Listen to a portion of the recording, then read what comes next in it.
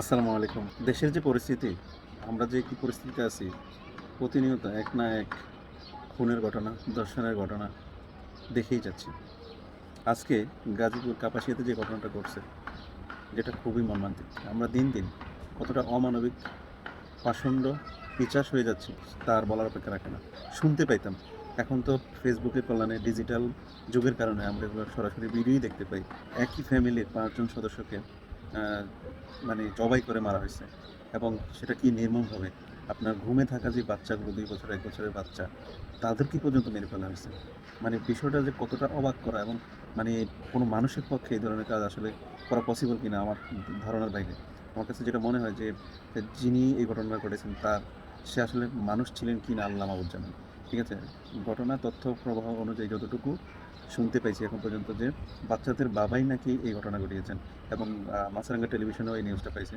এছাড়াও আরেকটা ঘটনা সেটা হচ্ছে নরসিংদীতে একটা ৯ বছরের বাচ্চাকে আপনার এই যে গাড়ির হাওয়া দেয় যে মেশিন দিয়ে, মানে বাইকের বা গাড়ির হাওয়া দেয় যে মেশিন দিয়ে, এই বাচ্চাকে জোরপূর্বক বায়ুপথে এবং মুখ দিয়া এই পাইপ লাগায়া মেশিন দিয়ে হাওয়া দিয়ে তাকেও মেরে ফেলা হয়েছে। ১০ ঘন্টার মতো সে বেঁচে ছিল, তারপর সে মারা গেছে। মানে আমরা এত নির্মম, এত নিষ্ঠুর, এত অমানবিক, এত মানে কি বলবো, মানে কেন আমরা এমন হয়ে যাচ্ছি দিনের পর দিন। মানে প্রতিনিয়ত এই ধরনের ঘটনাগুলো দিন দিন বেড়েই যাচ্ছে। এখন সবচেয়ে বড় বিষয় হচ্ছে এই জিনিসগুলো থেকে আমরা কিভাবে রেহাই পেতে পারি, আমরা কিভাবে নিজেদেরকে সেভ করতে পারি, এটা মানে বলার মানে আপনার আশা করাটাই খুব কঠিন এখনকার সময়। ঠিক আছে? কিন্তু সরকারিভাবে এর যদি কোনো উপযুক্ত উদ্যোগ কঠিনভাবে কঠোরভাবে নেওয়া না হয়, প্রশাসনিকভাবে যদি কোনো উদ্যোগ ওইভাবে নেওয়া না হয়, তাহলে এই সমস্ত ঘটনাগুলো কঠিন থেকে কঠিন পর্যায়ে চলে যাবে। আমরা এই বাংলাদেশে কেউই নিরাপদ না। ঠিক আছে? আমরা সবাই অনিরাপদ একটা দেশে আছি। ঠিক আছে? আমাদের জীবনের কোনো মায়া নাই, আমাদের জীবনের কোনো গ্যারান্টি নেই। আমি যে এখান থেকে বা আ কোথাও যাবো বা আবার ঠিকমতো ফিরে আসতে পারবো, আমার ফ্যামিলি যে এসে ঠিকমতো বাসায় পাবো, এগুলো আসলে আমাদের জন্য মানে কল্পনা করাই কঠিন হয়ে যাচ্ছে দিন, দিন। ঠিক আছে? তো সরকারের কাছে একটাই অনুরোধ থাকবে, যেই ঘটনাটার আপনার আইনানুগভাবে যে সঠিক তথ্য, উপাত্ত এবং প্রমাণ থাকবে এবং আসামির স্বীকারোক্তি থাকবে, যেখানে আসামি স্বীকার করছে যে আমি মারছি, আমি খুন করছি বা তার ভিডিও আছে, ভিডিওতে স্পষ্ট বোঝা যাচ্ছে যে উনিই খুনি।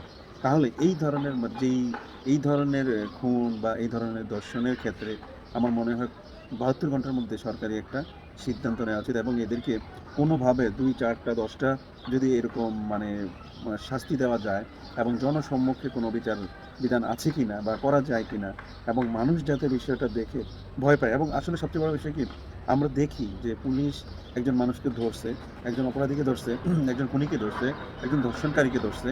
কিন্তু ধরার পরে অ্যাকচুয়ালি কি সে শাস্তি পাইলো, কি তার ঘটলো, আমরা কিন্তু কেউই পাবলিকলি এটা জানি না।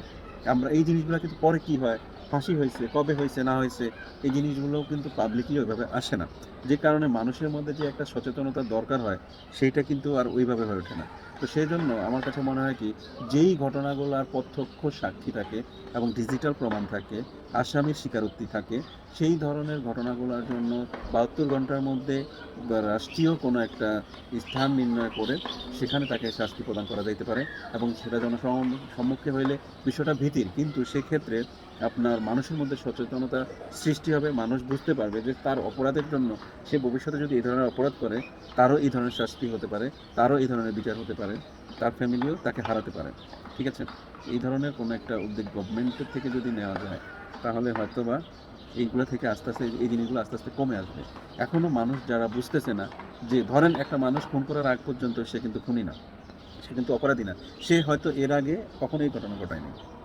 ঠিক আছে? কিন্তু তাকে যদি এভাবে শাস্তির আওতায় আনা যায়, তাহলে হয়তোবা ভবিষ্যতে কেউ এই ধরনের ঘটনা করতে গেলে, করার ইচ্ছা থাকলে, সে কারোর মাথায় এই ধরনের কুবুদ্ধি যদি আসে, সে কিন্তু নিজেকে হয়তো বোঝানোর চেষ্টা করবে, সে রিয়ালাইজ করার চেষ্টা করবে, সে তার ফিউচারটা দেখতে পাবে।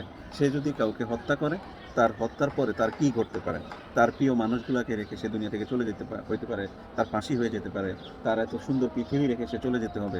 এই ধরনের সবকিছু যখন তার ভিতরে অনুতপ্ত, অনুধাবন সে করবে, হয়তোবা এই জিনিসগুলো একসময় আস্তে, আস্তে, আস্তে মানুষের মধ্যে এই অপরাধবোধগুলো থেকে নিজেকে সরিয়ে আনার চেষ্টা করবে এবং মানুষ এটা উপলব্ধি করতে পারবে।